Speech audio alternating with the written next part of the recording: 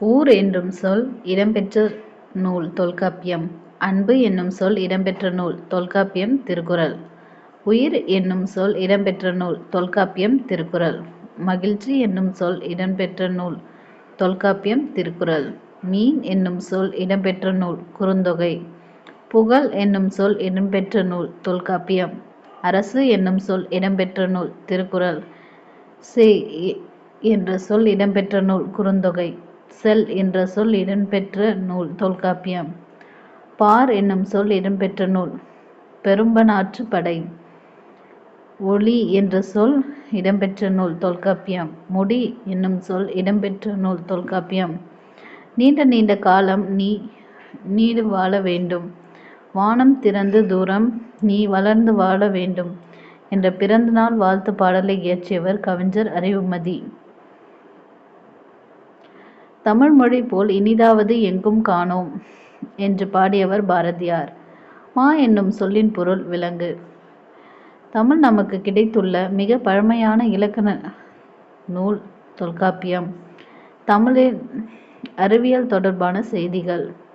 உலக உயிர்களை ஓரறிவு முதல் 6 அறிவு வரை வகைப்படுத்தியுள்ள நூல் தொல்காப்பியம்.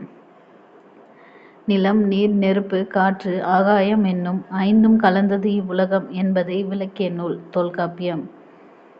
நிலம், தீ, நீர், வளி வீசும் போது 5ம் கலந்த மயக்கம் உலகம் ஆதலின் தொல்காப்பியம். கடல் நீர் ஆவியாகி மேகமாகும்.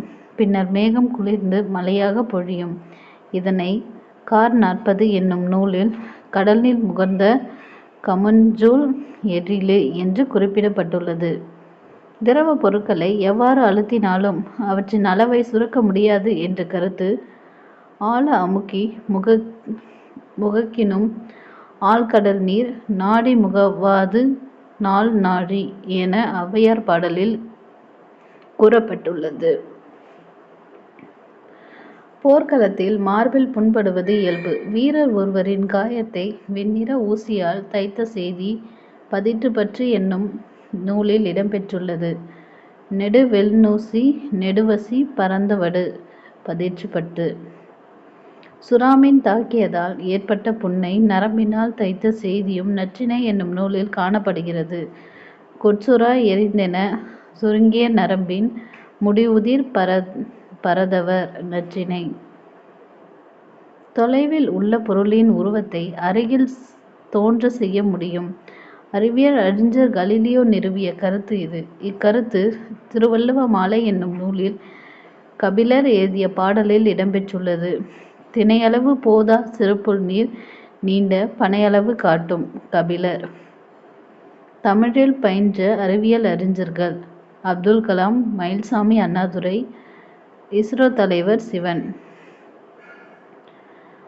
வீடு என்பது எப்படி இருக்க வேண்டும் என்று பாரதியார் கற்பனை செய்து பாடல் பாடியுள்ளார். பாரதியார் பற்றிய குறிப்புகள். பாரதியாரின் இயற்பெயர் சுப்பிரமணியன். காலம் 12/10/82 முதல் 11/9/1921. பெற்றோர் சின்னசாமி, லட்சுமி. பிறந்த ஊர் எட்டயபுரம். எட்டயபுர சமஸ்தான புலவர்களால் பாரதி என்ற பட்டம் வழங்கப்பட்டது. அறிவில் சிறந்த இல்லறத்தாருக்கு கொடுக்கப்படும் பட்டம் பாரதி. ஞானத்தில் உயர்ந்த துறவிகளுக்கு கொடுக்கப்படும் பட்டம் சரஸ்வதி. பாரதி, சரஸ்வதி இரண்டுமே கலைமகளின் வேறு பெயர்கள். பாரதியார் தன்னை சேஸ்லிதாசன் என்று அழைத்து கொண்டார். பாரதியாரின் புதுக்கவிதை முன்னோடி வால்ட் விட்மன். கவிதையில் சுயசரிதம் எழுதிய முதல் கவிஞர் பாரதியார். 1905 சக்கரவர்த்தினி என்ற இதழ் தொடங்கினார். கர்மயோகி, பாலபாரத் ஆங்கில இதழ் ஆகியவற்றை நடத்தினார். சுதேசமித்திரன் என்ற இதழின் துணை ஆசிரியர்.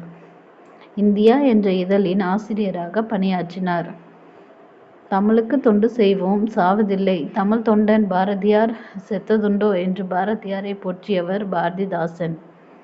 இளமையிலேயே சிறப்பாக கவி பாடும் திறன் பெற்றவர்.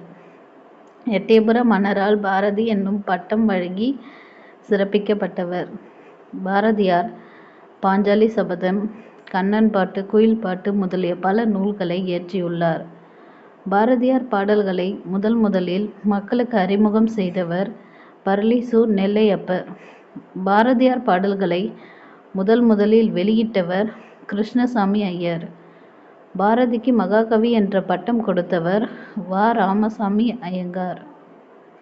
பறவைகள் இடம்பெயர்தலை வலசை போதல் என்பர். பொதுவாக வடக்கிலிருந்து தெற்கு நோக்கியும் தெற்கிலிருந்து கிழக்கு நோக்கியும் பறவைகள் வலசை செல்கின்றன.